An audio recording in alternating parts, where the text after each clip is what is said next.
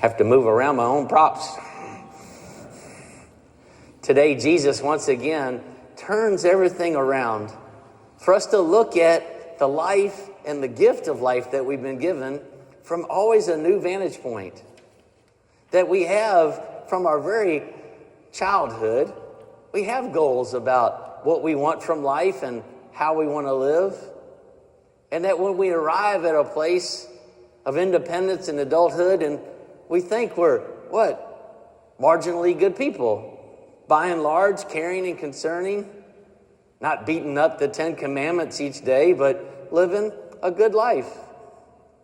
But we also find in our human nature this other part that we all experience in life.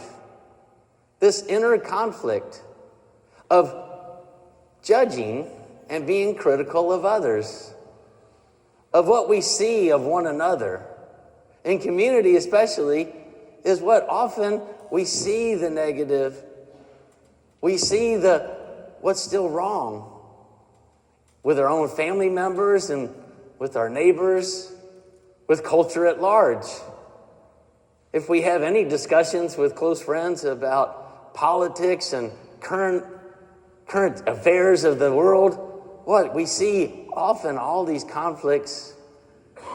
And it's easy to be now diminished in our hope of faith, hope, and charity for our life, thinking, others are not as good as us. In our effort to elevate our own life to be closer to God, we sometimes stand in judgment of others. And it's an inner conflict, and it's often brought, to prayer and to spiritual reflection. It's brought to me as your minister of people saying, I don't like that feeling. And Jesus is turning it around saying, the real way to step into this divine life of love is not the critical nature that always feels cross in our heart. We always dislike that righteousness and judgmental side of ourselves.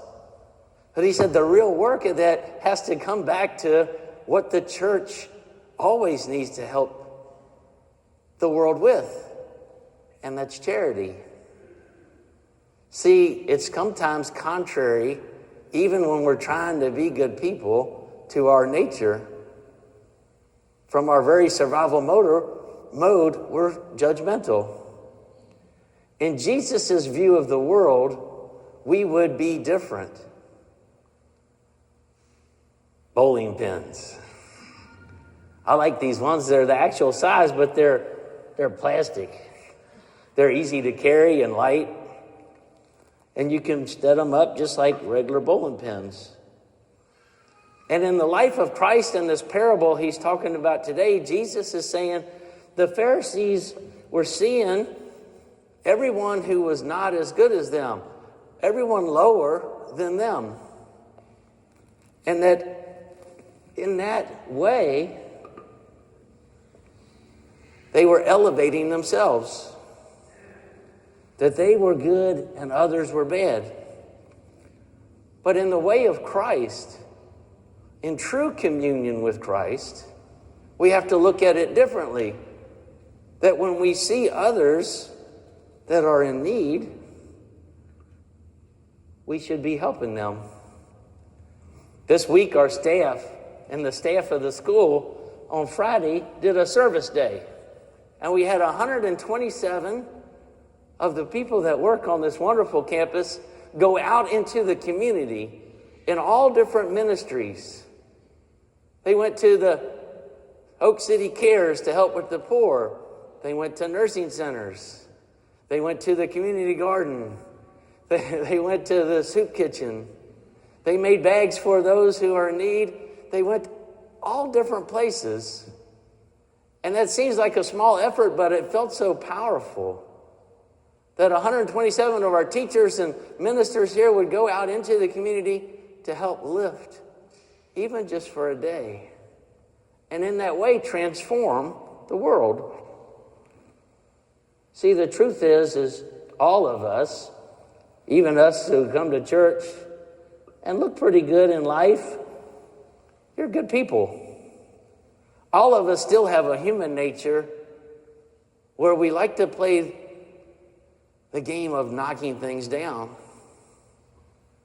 You see, if Jesus was designing our very pastime of bowling, he would just be setting the pins up and putting them together and not knocking them down.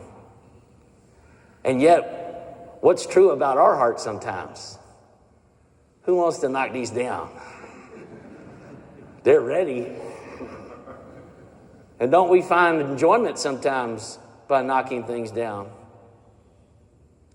I have 3 brothers, 4 nephews, 5 great nephews, and 2 great nieces. My mom was one of 10 children. My dad one of 9 children. I have 62 cousins. There's not any day where I can't take somebody down. Their behavior's all over the place. And it's easy to be critical and judgmental and wonder why they can't get their life together sometimes. And to be standing in that righteousness that the Pharisee is mentioned in the gospel today. But the true fact is the real critical nature of being judgmental should fall back on us. That we're called when we see someone who is lost, who is fallen, who maybe not has stepped into charity, love, and hope, we're to help pick them up and set them with us. See, the way we have our heart has to be guarded and nourished by God's love, because we have to live sometimes contrary to our own impulses. We can't be masters to our own feelings. We have to stick with what this right order of life is, the tried and true. Isn't that beautiful? Wouldn't it be nice if each day one of us could help lift up someone and bring them back into communion, into the family fold, into a life of friendship? Brothers and sisters, it's needed each and every day. I hope at this Mass we receive enough from God, of God's love and word and example, so that we can go forward this day and this week and not look for things to knock down, but things to place aright again, and to help in small ways and persistent ways to make the world beautiful. That's the challenge of living a life of love. And Jesus gives us that example. The church is now on a newer mission with Pope Leo. And he's already in his first exhortation to us said, let us return to being close to the poor of mind, body, and spirit, and lift them. Because then we can see what we're all capable of in love, of being together, of improving others' lives and our own, and then being true disciples of God's mercy and goodness. Amen.